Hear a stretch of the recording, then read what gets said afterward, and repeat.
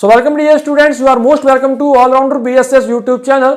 Navodaya Vidyalaya entrance exam के लिए बहुत से बच्चों ने मेरे से प्रश्न पूछे हैं कि सर इस प्रश्न का जवाब दो, उसका जवाब दो। तो ये जो प्रश्न मैं आज आपको बताने जा रहा हूं ये नवोदय विद्यालय के एंट्रेंस एग्जाम के लिए बहुत ही ज्यादा महत्वपूर्ण है। तो वीडियो को लास्ट तक देखिएगा और अगर आपको भी कोई प्रश्न पूछना है तो आप पूछ सकते हैं, वीडियो नीचे लिखकर भेज दीजिएगा। अगर वो प्रश्न अच्छा लगा और अगर महत्वपूर्ण हुआ तो मैं नेक्स्ट वीडियो में आपके उसका सॉल्यूशन आपको जरूर बताऊंगा। ये प्रश्न आपसे अगर सॉल्व हो गए तो मैं मानता हूं कि आपका सिलेक्शन कोई नहीं रोक सकता, क्योंकि ये हार्ड से हार्ड जो क्वेश्चंस होते हैं वह यहीं से पूछे जाते हैं। तो आइए, सबसे पहला जो प्रश्न है ये मैं खुद आपसे पूछता हूं, मैं खुद आपके लिए लेकर आया हूं। वीडियो अगर पसंद आए तो वीडियो को लाइक और शेयर कीजिएगा, हमारे यूट्यूब चैनल को सब्सक्राइब और पास में आए बेल आइकन को जरूर प्रेस कीजिएगा। आइए, सबसे पहला प्रश्न क्या कहता है ये देखिएगा। सबसे पहला प्रश्न ये कहता है कि क्यूब रूट ऑफ 9, 11 का रूट 4 और 17 का रूट 6, इसमें सबसे छोटी संख्या और सबसे बड़ी संख्या कौन सी है? मतलब कि आप ये बता दो कि छोटी संख्या कौन सी है, बस ये बताओ आप। तो अब आप बच्चे जानते हो कि ना तो हम क्यूब रूट ऑफ 9 का सॉल्यूशन है हमारे पास, ना इसका सॉल्यूशन है और ना ही इसका सॉल्यूशन है। तो किस प्रकार से सॉल्व होगा? तो यहां पर एक मेथड यूज होगी। ध्यान रखना, एक एक प्रश्न जो होता है, अगर मान लीजिए नवोदय के एग्जाम में ये प्रश्न पूछ लिया गया तो 1.25 नंबर आपके वहां पर आपको मिलते हैं। तो इसका सॉल्यूशन क्या होगा देखिएगा। अब आप यहां पर जानते हो कि इसको हम 9 की घात 1/3 लिख सकते हैं, इसको आप 11 की घात 1/4 लिख सकते हो और आप इसको 17 की घात 1/6 लिख सकते हो। ओके, फिर अब क्या हो रहा है ये देखिएगा। यहां पर हम क्या करते हैं, जो घात है ना, घात को कर देते हैं इक्वल, तो हमें मालूम हो जाएगा कौन बड़ा और कौन छोटा। तो घात इक्वल किस प्रकार से होगी? तो देखिए यहां पर है 3, यहां पर है 4 और यहां पर है 6। तो आप क्या कीजिए, इन सबका लीस्ट कॉमन मल्टीप्लिकेशन निकाल लीजिए, लसअप जो होता है वो निकाल लीजिए। तो 3, 4 और 6 का क्या होता है बताइए बच्चों? 12 होता है। तो आपको क्या करना है, सभी की घात जो है वो 1/12 ले आनी है। अब वो किस प्रकार से आएगी देखिएगा। हम क्या करते हैं कि ये जो 9 है, इस 9 के ऊपर हम क्या करते हैं 4 लेकर आते हैं और ऊपर भी हम लेकर आते हैं 1/4। इससे कोई फर्क नहीं पड़ेगा। अब क्यों नहीं पड़ेगा? क्योंकि 4 इंटू 1/4 क्या होता है 1, और 1 से कोई फर्क नहीं पड़ता। इसी प्रकार से यहां पर हम, अब देखिए एक बार मैं इसको वापस सही से कर देता हूं और हम नीचे चलते हैं। तो 9 की घात आ गई हमारे पास 4 और ऊपर आ गया 1/3 इंटू 1/4। यहां पर 11 और यहां पर देखिए लेकर आना है 12 और 4 ऑलरेडी है। तो हम क्या करते हैं, ये आ गया ऊपर आ गया 3, 1/4 इंटू 1/3 और यहां पर क्या होगा 17, 2 लेकर आते हैं, 2 यहां पर लेकर आए, ऊपर 1/6 ऑलरेडी था और 1/2 हम और लेकर आ गए। तो कुल मिलाकर क्या हुआ देखिए बच्चों, 9 की घात 4, ऊपर आ गया घात 1/12, 11 की घात 3, ऊपर आ गई घात 1/12, 17 की घात 2, ऊपर आ गई घात 17 की घात 2 आ गई और ऊपर आ गई घात 1/12। अब देखिए सबकी घात बराबर है। अब है ना, इनको सॉल्यूशन निकालिए इनका, इनमें से जो बड़ा होगा वो संख्या बड़ी, जो छोटा होगा वो संख्या छोटी। जैसे कि 9 की घात 4 है, तो 9 की घात 4 का मतलब 9 इंटू 9 इंटू 9 इंटू 9 होगा, 9 81 इंटू 9 81, ये आ गया। तो ये आ गया आपका 1 8 मल्टीप्लाइड बाई 8, 8 8 64, तो 1 8 8 16 का 6, 1 5 6। तो इसका आ गया सॉल्यूशन हमारे पास 65 61 की घात 1/12। तो इसी प्रकार से आप ये भी सॉल्व कीजिए, ये भी सॉल्व कीजिए। जो सबसे छोटा होगा, यहां पर जो सबसे छोटा होगा वो होगी सबसे छोटी संख्या, जो बड़ा होगा वो होगी सबसे बड़ी संख्या। बताइए क्या आपसे ये प्रश्न पहले सॉल्व हो रहा था? नहीं हो रहा था, तो आपके 1.25 नंबर, 1.25 नंबर व्यर्थ में जाते। आइए, नेक्स्ट जो क्वेश्चन है वो बच्चों ने मेरे से पूछे हैं, तो हम उन सबका सॉल्यूशन निकालते हैं और आगे बढ़ेंगे, ठीक है? तो देखिएगा बच्चों, नेक्स्ट जो क्वेश्चन है वो पूछा गया था मेरे को, देख लेते हैं।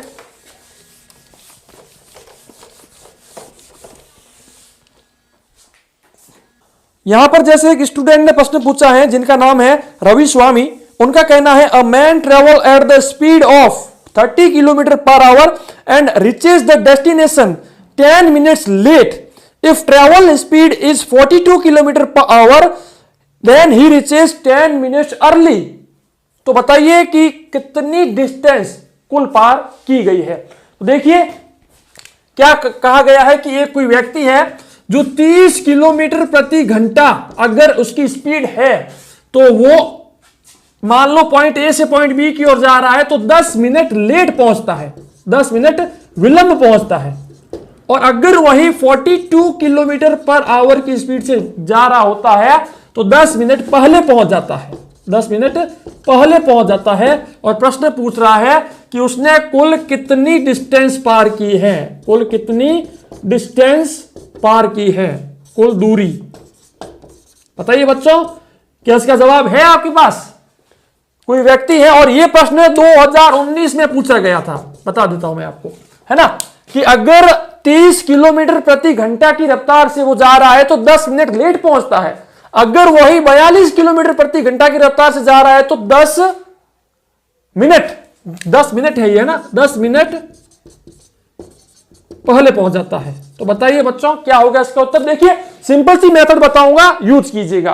क्या कहती है वो मेथड कि जब वो 30 किलोमीटर प्रति घंटा की रफ्तार से जा रहा है तो आप खुद जानते हो कि डिस्टेंस जो होती है, दूरी निकालने का फॉर्मूला होता है स्पीड मल्टीप्लाइड बाय समय, यानी कि चाल में समय का मल्टीप्लाई कीजिए, गुणा कीजिए। अब देखिए स्पीड तो दी गई है किलोमीटर प्रति घंटा में और समय हमें 10 मिनट में दिया गया है, तो मिनट को हम क्या करते हैं, घंटा में बदल लेते हैं और मान लेते हैं कि उसको पहुंचना था x घंटे में, x घंटे में उसको पहुंचना था, x घंटे में उसको पहुंचना था, लेकिन वो 10 मिनट लेट पहुंचता है और 10 मिनट पहले पहुंचता है। तो पहली कंडीशन में उसकी स्पीड थी 30 किलोमीटर प्रति घंटा और उसको पहुंचना था x घंटों में, लेकिन वो 10 मिनट लेट पहुंचा। अब 10 मिनट को आप घंटों में बदलिए तो 60 का भाग दे दो तो 1/6 घंटे। अब आप इस x के अंदर 1/6 घंटे जोड़ दो, मतलब कि इतने समय में वो पहुंचा, इतनी स्पीड थी, तो ये हो गई हमारी डिस्टेंस। अब देखिए दोनों ही समय में डिस्टेंस जो है, दूरी सेम है, तो हम इक्वल में रखते हैं दूसरी कंडीशन। क्या कहता है कि भाई 42 किलोमीटर पर आवर की स्पीड थी, ओके, और वो पहुंचा है 10 मिनट पहले। अब 10 मिनट अगर पहले पहुंचा है तो हम x में से 1/6 को माइनस कर देते हैं, क्योंकि पहले हमने क्या किया, 1/6 जोड़ा क्योंकि वो 10 मिनट लेट पहुंचा था, और यहां पर हमने 1/6 को माइनस किया क्योंकि वो 10 मिनट पहले पहुंचा। अब आपको यहां से x की वैल्यू निकालनी है। x की वैल्यू निकालकर आपको क्या किया जाएगा, यहां पर पुट कीजिएगा वैल्यू को और आपको आपका सॉल्यूशन मिलेगा। तो देखिए मैं आपको दिखाता हूं इसका सॉल्यूशन, देखिएगा बहुत ही सिंपल सा क्वेश्चन है लेकिन बच्चे यहां पर कंफ्यूज होते हैं।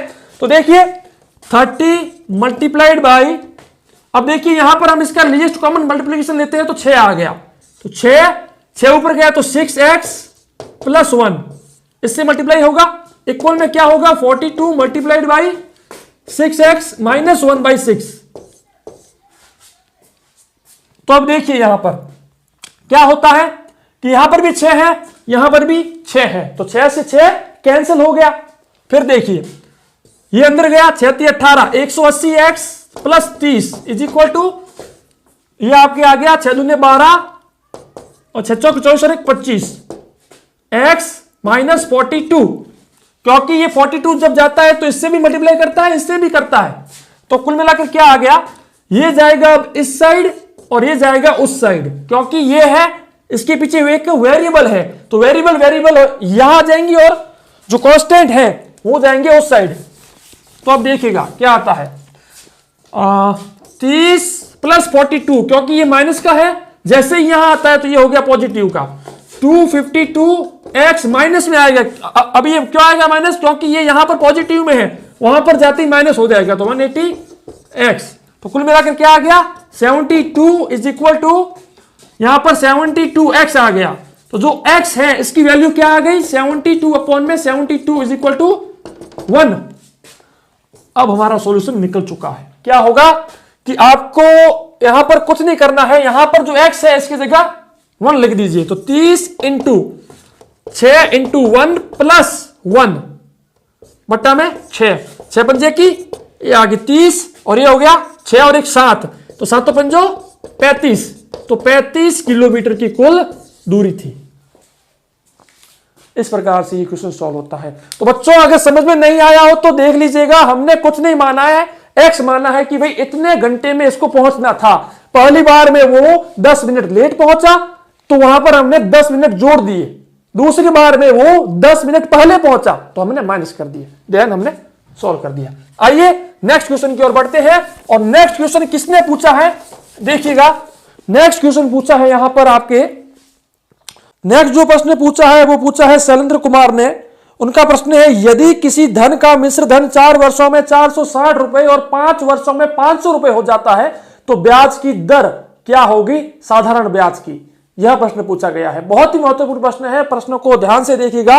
4 वर्षों में 460 और 5 वर्षों में 500 रुपए हो जाता है, मतलब कि कोई एक राशि है, कोई एक प्रिंसिपल है जो कि 4 वर्षों में 4 ईयर्स में 4 वर्ष में 460 रुपए हो जाता है और 5 वर्ष में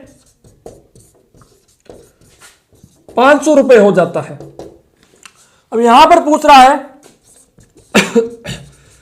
ब्याज की दर क्या होगी, ब्याज की दर, रेट ऑफ इंटरेस्ट पूछा गया है। बताइए बच्चों अगर आपसे ये सॉल्व हो रहा हो तो। ये महत्वपूर्ण प्रश्न है, बहुत ही महत्वपूर्ण प्रश्न है, और ये जो प्रश्न है ना यहीं से आपकी मेरिट बन जाती है। तो देखिए किस प्रकार से सॉल्व होगा, लास्ट तक देखिएगा। अब यहां पर देखिए, सबसे पहले मैंने क्या कहा था कि कोई भी क्वेश्चन सॉल्व करने से पहले जानना पड़ेगा कि प्रश्न पूछ क्या रहा है। तो प्रश्न पूछ रहा है कि ब्याज की दर क्या है, ठीक है, मालूम हो गया। चलिए दूसरा क्या क्या दिया गया है। अब दिया क्या क्या है यहां पर, मिश्र धन दिया गया है, मिश्र धन मतलब कि टोटल अमाउंट दिया गया है। टोटल अमाउंट कितना दिया गया बच्चों, एक तो 460 रुपए दिया गया है जो कि 4 साल में होता है, एक 500 रुपए दिया है जो कि 5 वर्ष में होता है। लेकिन फॉर्मूला हमें सिर्फ एक याद है, वो है मूलधन गुणा में ब्याज दर गुणा में समय बटा में 100, इसको कहते हैं पीटीआर, पीटीआर अपॉन में 100, यही एक फॉर्मूला होता है। तो यहां पर क्या हो रहा है कि ना तो हमें मूलधन दिया गया है ना हमें ब्याज की दर दी गई है, लेकिन समय हमें 2 बार दिया गया है। लेकिन मैंने आपको क्या बताया था कि जब तक आपको सारी जानकारी, मतलब कि इस फॉर्मूले में कुल 4 चीजें हैं। 4 चीजें कौन कौन सी है, एक तो साधारण ब्याज, क्योंकि साधारण ब्याज इज इक्वल टू होता है मूलधन, ये होता है ना। तो इन 4 चीजों में 1 2 3 4 में से 3 चीजें जब तक नहीं मिलेगी तो हम चौथी चीज को मालूम नहीं कर सकते। तो अब देखिए हम क्या करते हैं। अब साधारण ब्याज कितना है, अगर 5 साल में मिश्र धन 500 रुपए बन रहा है और 4 साल में 460 रुपए बन रहा है, मतलब जब 4 साल पूरे हुए थे तो मिश्र धन 400 रुपए हो गया था, सॉरी 460 रुपए हो गया था, 5 साल पूरे होते ही 500 रुपए हो गया, मतलब कि 40 रुपए बढ़ गया 1 साल में। तो ये 40 रुपए क्या है, 1 साल का ब्याज है, 1 साल का क्या है, ब्याज है, द इंटरेस्ट ऑफ 1 ईयर, ठीक है।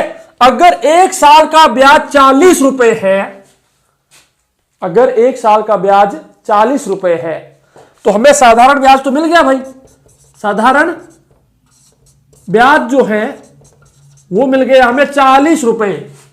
लेकिन ये 40 रुपए कितने साल का ब्याज है, 1 साल का ब्याज है। तो जो समय है तो समय हम मान लेते हैं 1 साल, 1 वर्ष, ये आ गया। अब हमें निकालना क्या है, मूलधन निकालना पड़ेगा, क्योंकि जब तक हमें मूलधन मालूम नहीं होगा हम ब्याज की दर मालूम नहीं कर सकते। तो अब आप सोचिए कि अगर 1 वर्ष का ब्याज 40 रुपए है तो 5 वर्ष का ब्याज 200 रुपए, क्योंकि देखिए मान लीजिए कि 1 साल का ब्याज 40 रुपए है तो 5 साल का ब्याज क्या होगा, 200 रुपए। अब देखिए 5 साल में 200 रुपए ब्याज है, इसके अंदर ये मिश्र धन है, तो मिश्र धन में से ब्याज को घटा दो तो आपको मूलधन मिल जाएगा। तो हम क्या करते हैं, 500 में से 200 को घटा देते हैं तो क्या आ गया 300। तो ये आ गया हमारा मूलधन। अब हमें मूलधन भी मालूम हो चुका है 300 रुपए। अब बस सारी जानकारी मिल चुकी है, साधारण ब्याज मिल चुका है, समय मिल चुका है, मूलधन मिल चुका है, 3 चीजें मिल चुकी हैं। अब समय, साधारण ब्याज, मूलधन, 3 चीजें मिल चुकी है और चौथी चीज पूछी गई है। सिंपल सा फॉर्मूला यूज होगा कि पीटीआर बाय 100 है ना, पीटीआर अपॉन में 100 इज इक्वल टू क्या दिया गया है 40 रुपए, क्योंकि 1 साल का ब्याज क्या है 40 रुपए। पी माने प्रिंसिपल, मतलब कि मूलधन, मूलधन कितना है 300 रुपए, समय 1 साल, रेट पूछी गई है 100 का भाग दे दो 40 रुपए। तो अब यहां पर क्या आएगा 2 जीरो से 2 zero cancel, rate is equal to क्या आएगा 40/3% वार्षिक। अब ये वार्षिक क्यों आया, क्योंकि जो समय हमने लिया था वो वर्ष में लिया था। ओके, तो अब क्या आएगा 40 में भाग दो, एक बार गया 3.33, ये हमारा उत्तर होगा। कितना आसान था, लेकिन थोड़ा सा मेथड वाला था, मेथड का यूज हो रहा था। बस इसी प्रकार से ये क्वेश्चन सॉल्व होगा। आइए नेक्स्ट क्वेश्चन किसने पूछा है वो देखते हैं और आगे बढ़ते हैं हम। अगर आपको कोई प्रश्न पूछना हो तो आप वो प्रश्न मेरे को लिखकर भेज सकते हैं, या इंस्टाग्राम पर भी आप भेज सकते हैं हमारे को। जो हमारा इंस्टाग्राम का अकाउंट है उसका लिंक आपको इस वीडियो के नीचे मिल जाएगा। चलिए नेक्स्ट क्वेश्चन किसने पूछा है देखते हैं। नेक्स्ट क्वेश्चन पूछा है शोभा मिश्रा ने। शोभा मिश्रा जी का कहना है कि मार्कर किधर चला गया, ओके। शोभा मिश्रा जी का कहना है कि रोहित जो है वो अपनी मासिक आय का 0.025 भाग अपने पुत्र विनोद को जेब खर्च के लिए दे देता है। विनोद उसका 0.8 भाग खर्च कर देता है। 3 महीनों में वह मतलब कि विनोद 277.50 रुपए बचाता है। रोहित की मासिक आय क्या है, बताइए बच्चों। बहुत ही महत्वपूर्ण प्रश्न है ना। तो अब देखिए रोहित जो है उसकी जो जो मंथली सैलरी है उसमें से वो 0.05 पार्ट, मान लीजिए उसकी सैलरी है x रुपीज, कितने रुपए हैं XYZ कुछ भी मान सकते हो, उसका ये 0.025 भाग जो है वो अपने पुत्र विनोद को दे देता है। ठीक है, विनोद जो है ना, विनोद इसका 0.8 भाग खर्च कर देता है। तो 0.8 भाग विनोद इसका खर्च, और 3 महीनों में विनोद जो है वो 277.50 रुपए बचा देता है। 277.50 रुपए बचा देता है। अब देखिए विनोद को है ना पूरा 1 भाग मिल रहा था, मतलब कि पूरे रुपए अपने पिताजी से मिल रहे थे, लेकिन विनोद ने उसका 0.8 भाग ही खर्च किया, मतलब कि 0.2 भाग जो है वो हर महीने बचा रहा था, और उसने कुल 3 महीनों तक उनको बचाया। क्या हुआ फिर से बताते हैं। रोहित नाम का एक व्यक्ति है जो हर महीने x रुपीज उसकी सैलरी है, वो इस x रुपए का 0.02 भाग अपने पुत्र विनोद को दे देता है। विनोद जो है ना वो 0.8 भाग हर महीने खर्च कर देता है, लेकिन 0.2 भाग बचा देता है। तो उसने 3 महीनों तक 0.2 भाग बचाया, और उसके 277.50 रुपए बच गए। तो बताओ रोहित की सैलरी कितनी है, रोहित की मासिक सैलरी कितनी है, बताइए बच्चों। तो देखिए यहां पर मैंने क्या किया कि अगर x का 0.025 भाग वो विनोद को दे रहा है, विनोद उसी का 0.2 भाग बचा रहा है, 3 महीनों तक बचाया, तो ये हो गया उसका 277.50 रुपए।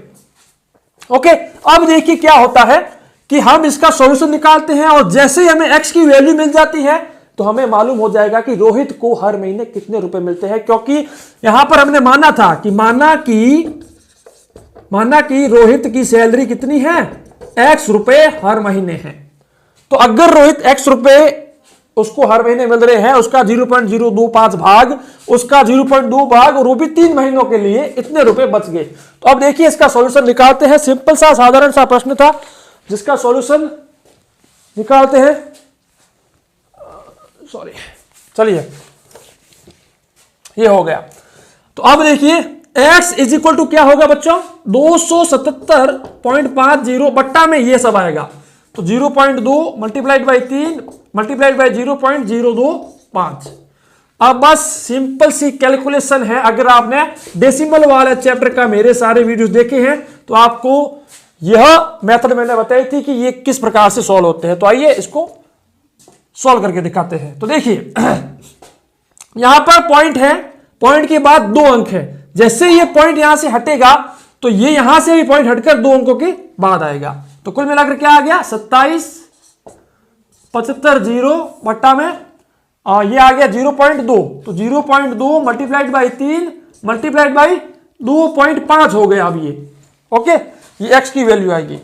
फिर क्या हो गया कि जैसे ही हमने यहां से इस पॉइंट को हटाया तो ऊपर और 0 आ जाएगा। ये मैं आपको बता चुका हूं। यहां से पॉइंट हटते ही यहां पर 0 एक और आ जाएगा बस। अब ये देखो डेसिमल यहां से हट चुके हैं सारे के सारे। अब देखिए क्या करते हैं हम ये करते हैं कि 25 में 5 का भाग दो, 5 का भाग यहां पर भी दो। इस प्रकार से जो इसका सॉल्यूशन आएगा, इसका उत्तर आप मेरे को बच्चों वीडियो के नीचे लिखकर बताइएगा। ओके, क्योंकि अभी वक्त नहीं है और यहां पर और भी बहुत से प्रश्न हैं जो मेरे को आपको बताने हैं। तो देखिए नेक्स्ट क्वेश्चन की ओर बढ़ते हैं। नेक्स्ट क्वेश्चन किसने पूछा है, मेथड मैंने आपको बता दी है। चलिए नेक्स्ट क्वेश्चन की ओर बढ़ते हैं। हाँ, तो ये प्रश्न पूछा है कैप्टन शान सिंह ने। कैप्टन शान सिंह जी ने एक प्रश्न पूछा है, बहुत ही अच्छा प्रश्न पूछा है। और इनका कहना है if the annual increase in the population of a city is 10% and the present population is 96,800, what was the population 2 years ago। यानी कि एक कोई शहर है जिसकी जनसंख्या जो है वो हर साल 10% बढ़ती है। हर साल 10% जनसंख्या बढ़ रही है हर साल किसी शहर की, ठीक है। और वर्तमान में एट प्रेजेंट वर्तमान में वहां की जो जनसंख्या है वो 96,800 है, ठीक है। तो ये पूछ रहा है कि 2 साल पहले जनसंख्या कितनी थी, 2 साल पहले की बात पूछ रहा है ये। तो हर साल 10% बढ़ रही है। ओके, अब अगर हर साल 10% बढ़ रही है तो 2 साल में कितना परसेंट बढ़ी होगी, 2 साल पहले की पूछ रहा है ये। मतलब कि ये साल तो बढ़ गई। अगर हम पीछे एक साल अगर जाते हैं तो 10% और 20%, मतलब कि ये जो जनसंख्या है ये 2 सालों में 20% बढ़ी है। मतलब कि अगर आज से 2 साल पहले की बात हो रही है, 2 साल पहले मान लो अगर 100 थी, 2 साल पहले मान लीजिए 100% थी, तो 20% बढ़ गई, मतलब कि ये 120% है। लेकिन पूछा क्या गया है कि 2 साल पहले क्या थी, वो तो 100% ही थी। तो यहां पर क्या आएगा, 100 से मल्टीप्लाई कर दीजिए, ठीक है। सिंपल सा काम था, 0 से 0 कैंसिल। ये आ गया आपके 12 का 12, यहां तक क्या आ जाएगा, 12 पंजे 60, 12 सेकेंड 72, 12 8 96, 8 बार जाएगा, ठीक है।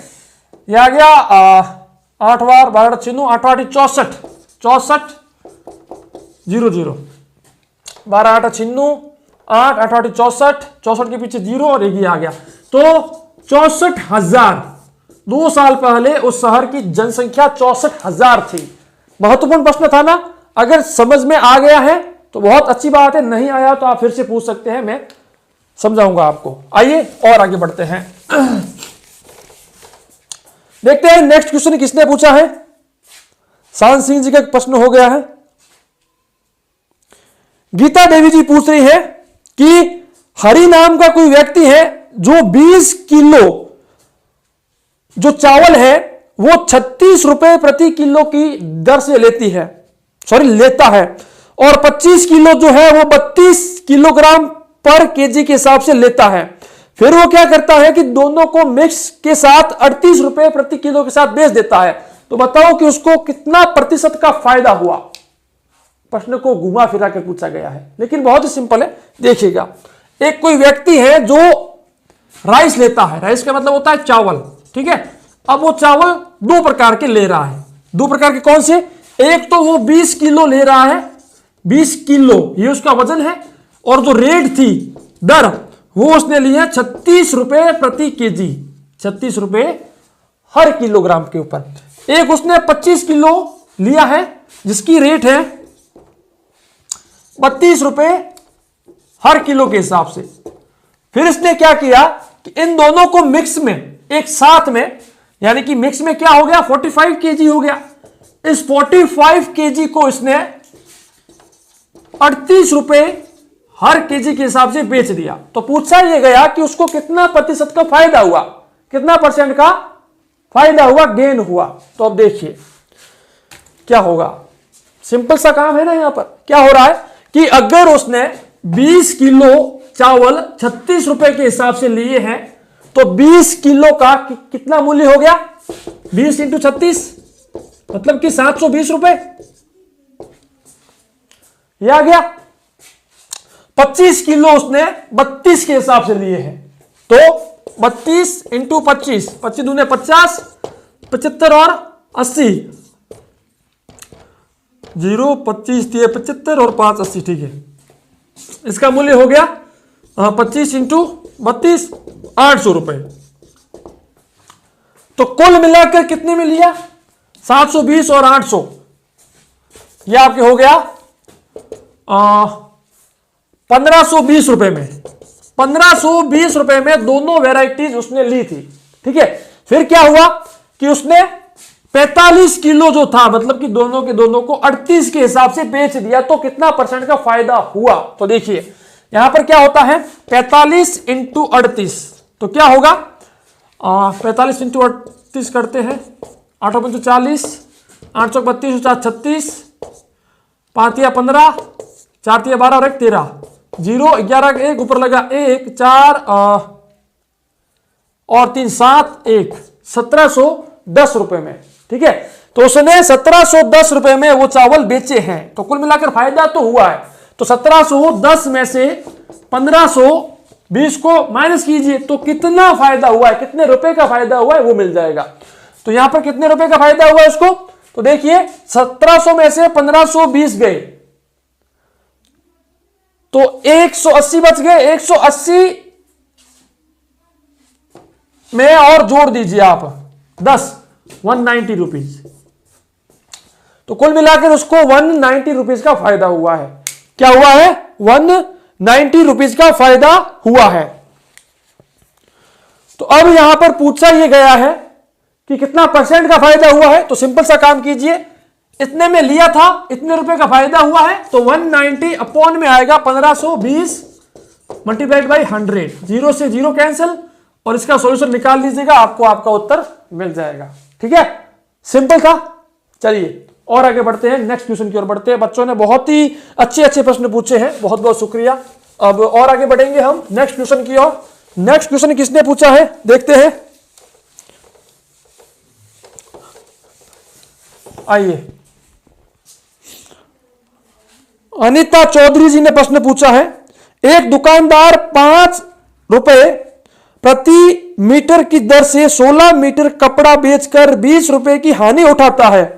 15% का लाभ के लिए कपड़े की दर क्या होगी। मतलब कि एक दुकानदार है, शॉपकीपर है, जो हर मीटर का, हर एक मीटर का 5 रुपया ले रहा है। 5 रुपया हर मीटर के हिसाब से वो ले रहा है, और वो 16 मीटर कपड़ा बेचकर 20 रुपए की हानि उठाता है। यानी कि हर 16 मीटर पर, हर 16 मीटर कपड़ा बेचने पर उसको 20 रुपए का नुकसान हो रहा है, भाई लॉस हो रहा है। तो पूछ रहा है कि 15% का लाभ के लिए कपड़े की दर क्या होगी, कपड़ा कितने रुपए प्रति में बेचना चाहिए 15% लाभ के लिए। अब इनको चाहिए 15% का प्रॉफिट, मतलब कि लाभ। बताइए बच्चों क्या होगा, तो रेट कितनी होनी चाहिए, दर बताइएगा। तो यहां पर देखिए सिंपल सा काम ये होगा कि 5 रुपए प्रति मीटर के हिसाब से जब वो बेच रहा था तो 16 मीटर बेचते ही उसको 20 रुपए का नुकसान हो रहा था। तो अब आप देखिए कि 5 मीटर के हिसाब से 16 मीटर उसने बेचा, तो 16 इंटू 5 या 80 रुपए हो गए। देखिए तो उसने 16 मीटर का जो कपड़ा है वो 80 रुपए में बेचा, लेकिन उसको 20 रुपए का नुकसान हुआ है। तो हमें कॉस्ट प्राइस मालूम हो जाएगा। कॉस्ट प्राइस क्या होगा कि कितने का नुकसान हुआ है उसको सेलिंग प्राइस में जोड़ दो। तो 80 में 20 रुपए का नुकसान हुआ तो उसका कॉस्ट प्राइस 100 रुपए है। मतलब कि उसने 16 मीटर का जो कपड़ा है वो 100 रुपए में लिया था और ये इतने में बेच दिया, तो 20 रुपए का नुकसान हो गया। अब यहां पर पूछा यह गया कि 15% का फायदे के लिए कितने रुपए में बेचना चाहिए। तो 15% का फायदा चाहिए भाई, तो 100 का 15% क्या होगा 115 रुपए। मतलब कि 100 में हमने 15% को जोड़ दिया है। तो अगर वो 115 रुपए में 16 मीटर बेचता है, 115 रुपए में अगर 16 मीटर बेचता है तो उसको 15% का फायदा हो जाएगा। ओके, लेकिन यहां पर पूछा यह गया है कि 1 मीटर जो है वो कितने रुपए में बेचना है, 16 मीटर का नहीं पूछा है। तो आप 115 में 16 का भाग दे दीजिए, ये आपका उत्तर आपको मिल जाएगा। ओके, तो आइए नेक्स्ट क्वेश्चन की ओर बढ़ते हैं। बहुत ही महत्वपूर्ण प्रश्न है ये, देखते हैं नेक्स्ट क्वेश्चन क्या कहता है। नेक्स्ट क्वेश्चन है आपका, हाँ -1 वाला, वेरी गुड। ये जो क्वेश्चन है ना ये पिछले साल पूछा गया था। लास्ट ईयर का जो आपका नवोदय विद्यालय का एंट्रेंस एग्जाम हुआ था ना, उसमें पूछा गया था कि -1 जो है -1 इसके घात 100 है, ऊपर 100 है, तो इसका सॉल्यूशन क्या आएगा।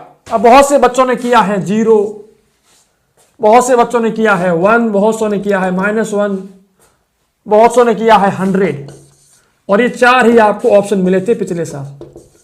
तो देखिए ये सिंपल सा कॉन्सेप्ट है, मैंने आपको समझाया भी है।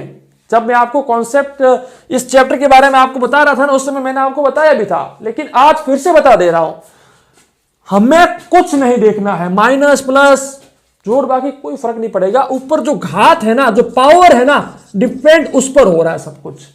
अब वो कैसे, अगर जो पावर है वो ओड नंबर है, ओड नंबर मतलब कि विषम संख्या, विषम का मतलब 1, 3, 7, 9, 11 कुछ भी विषम संख्या है, तो उसके जो नीचे वाली संख्या के आगे अगर माइनस है तो फिर से माइनस ही आएगा। अगर मान लीजिए -1 के आगे 7 है तो हमेशा -1 आएगा, क्योंकि ऊपर क्या है विषम संख्या है। अगर 1 के ऊपर 7 है तो कोई फर्क नहीं पड़ता, तो वही आएगा।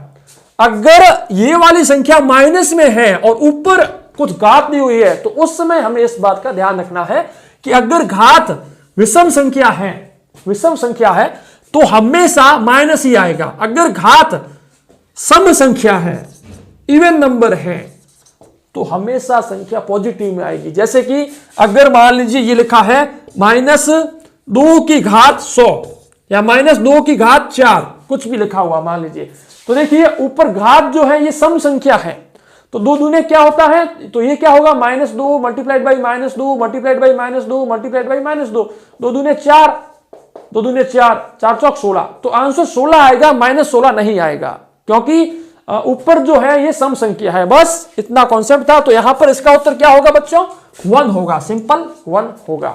ठीक है, आइए नेक्स्ट क्वेश्चन की ओर बढ़ते हैं, देखते हैं कौन सा महत्वपूर्ण प्रश्न पूछा गया है। बच्चों ने बहुत से अच्छे अच्छे प्रश्न पूछे हैं, देखते हैं।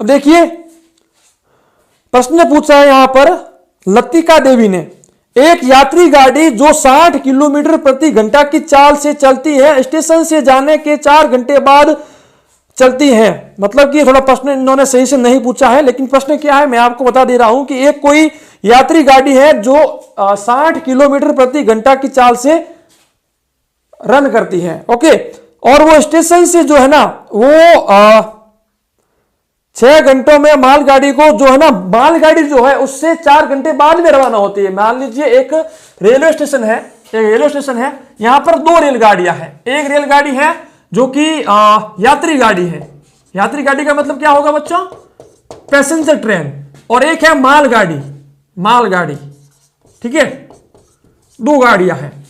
मालगाड़ी जो है वो 4 घंटे पहले ही निकल जाती है, 4 घंटे पहले ही इस स्टेशन को छोड़कर निकल जाती है। लेकिन जो यात्री गाड़ी है यह मालगाड़ी के 4 घंटे बाद यहां से रवाना होती है, और 6 घंटे में यह मालगाड़ी को भी पीछे छोड़ देती है। तो यहां पर पूछा यह है कि जो मालगाड़ी है उसकी स्पीड क्या है, उसकी चाल क्या है, बताइएगा बच्चों। क्या यह प्रश्न आपको फील हो रहा है कि हां सर ये तो बहुत इजी है? चलिए बताते हैं क्या हो रहा है यहां पर, कि मालगाड़ी जो है उसकी स्पीड उसकी स्पीड क्या है वो हमसे पूछी गई है, तो हम मान लेते हैं x किलोमीटर प्रति घंटा स्पीड है उसकी, ओके। और जो यात्री गाड़ी है वो इससे 4 घंटा बाद में रवाना होती है, 4 घंटा बाद में रवाना होती है, और यात्री गाड़ी की स्पीड हमें दी गई है 60 किलोमीटर प्रति आवर, 60 किलोमीटर प्रति घंटा।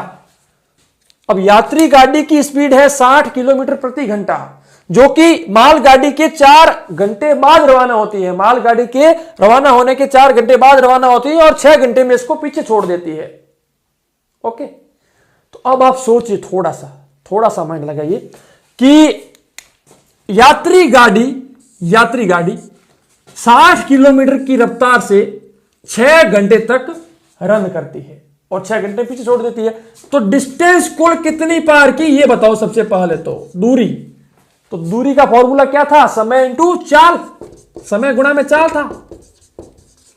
समय तो लिया है 6 घंटे भाई, स्पीड तो थी 60, तो कितना हो गया, 360 किलोमीटर की कुल दूरी थी, ओके। तो अब आप यहां पर सोचिए कि 10 घंटे में, क्योंकि 4 घंटे पहले ही मालगाड़ी रवाना हो चुकी थी, तो 10 घंटे में इस मालगाड़ी ने सिर्फ 360 किलोमीटर ही पार किए थे।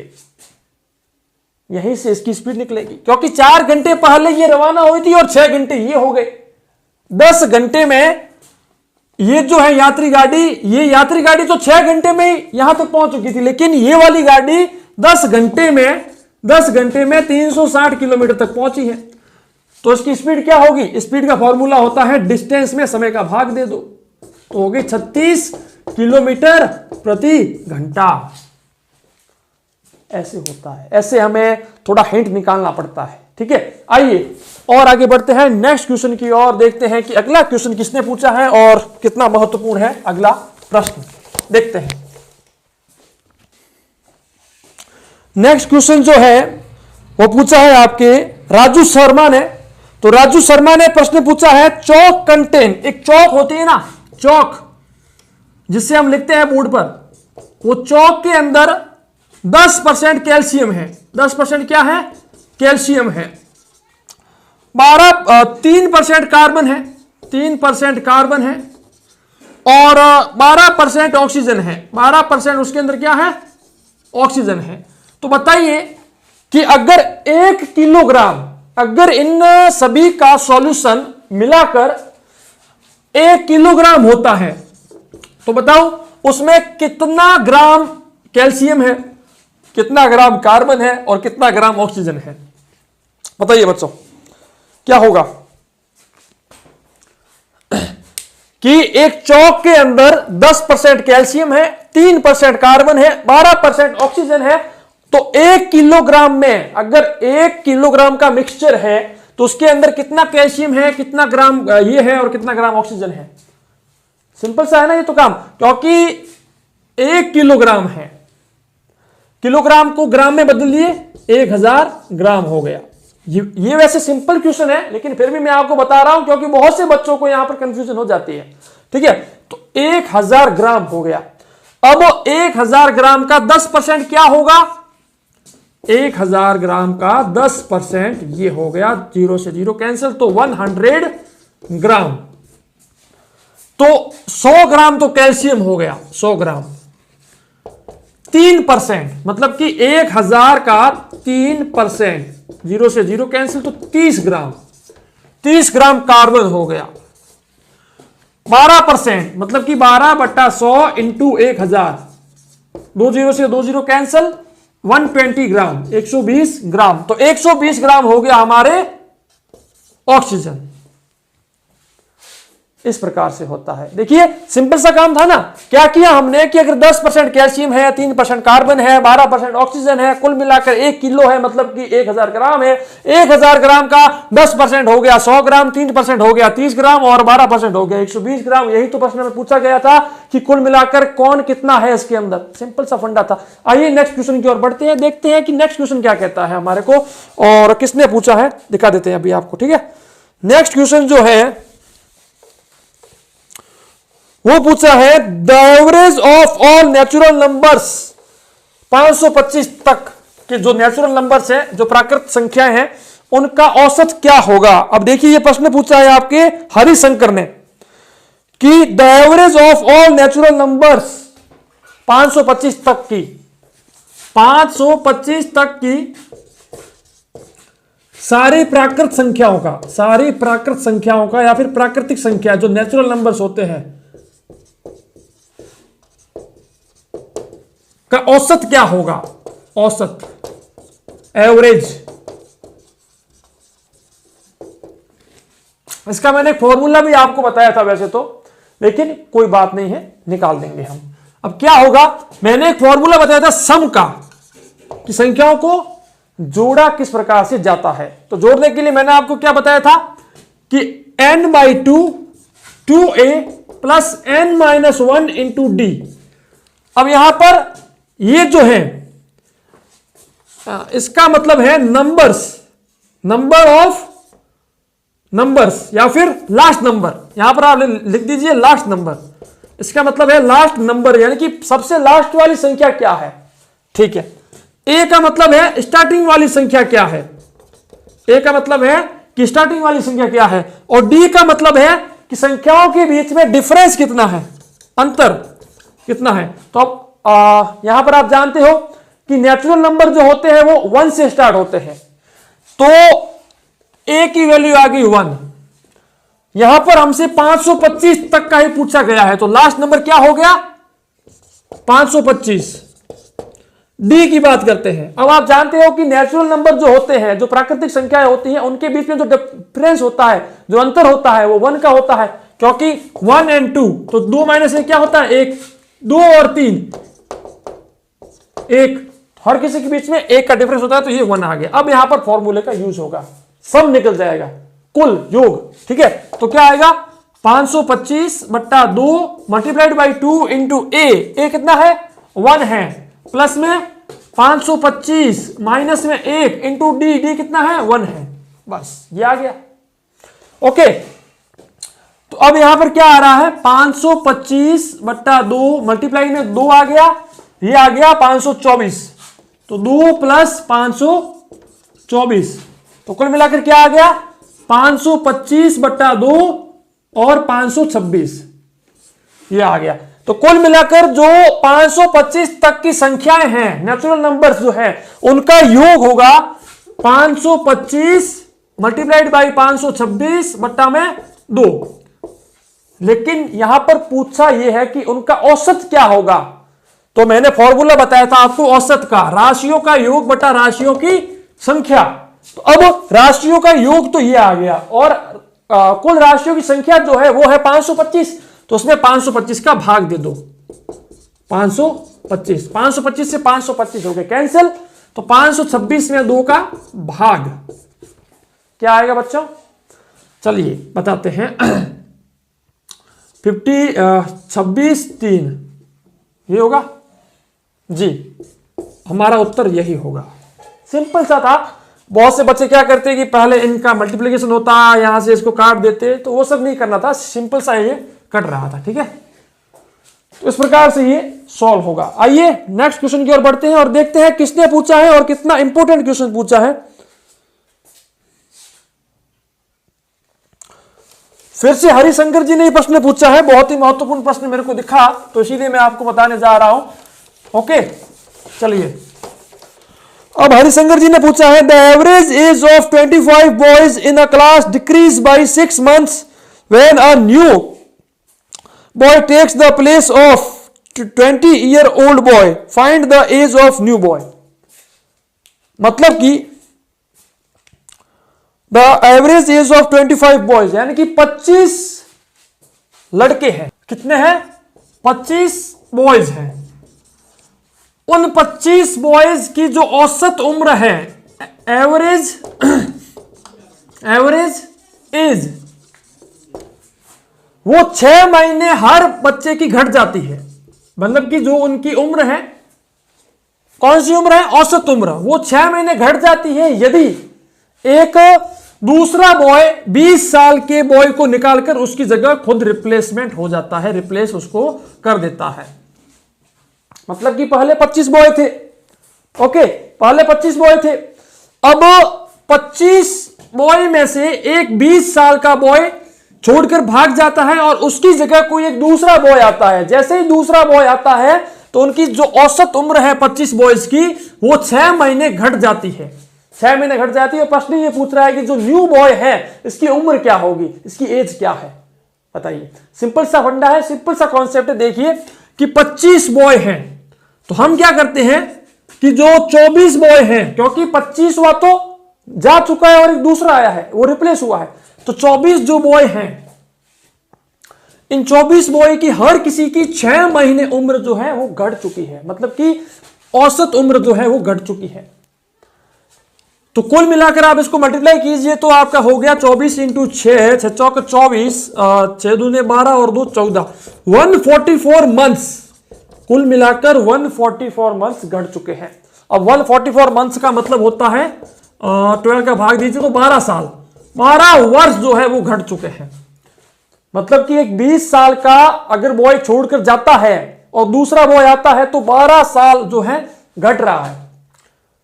तो उस नए वाले बॉय की उम्र क्या होगी? तो सिंपल सा काम है कि जो छोड़कर गया है 20 साल वाला, उसमें से 12 साल घटा दो तो 8 साल, 8 वर्ष का बंदा नया आया है, एक नया बॉय आया है।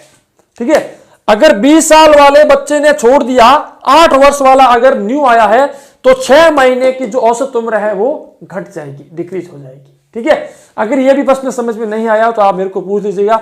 नेक्स्ट वीडियो में और भी महत्वपूर्ण प्रश्न मैं आपको बताऊंगा। ये वीडियो आपको कैसा लगा, इंटरेस्टिंग लगा, या आपको लगा कि हाँ बहुत ज्यादा हेल्पफुल है, बहुत ही महत्वपूर्ण प्रश्न है, तो वीडियो के नीचे लिखकर जरूर बताइएगा।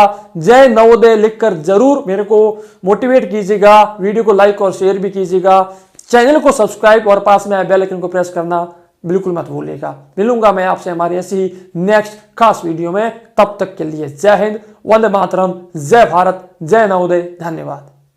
घिरे हुए अंधियारे को अब हम दूर भगाएंगे, घिरे हुए अंधियारे को अब हम दूर भगाएंगे, ज्ञान की ज्योति जलाएंगे, हम ज्ञान की ज्योति जलाएंगे।